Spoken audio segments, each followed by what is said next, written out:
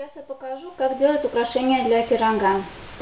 Рецепт самого пирога вы можете посмотреть на нашем канале. В данном случае у меня дрожжевое тесто. Берем тесто и раскатываем в тонкий пласт. Толщиной примерно 6 миллиметров.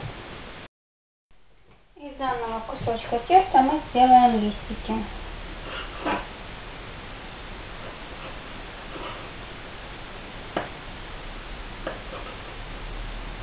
Можно побольше формы или поменьше.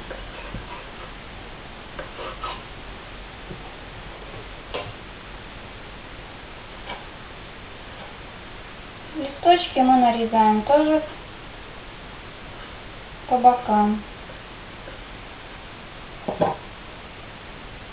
Вот таким образом.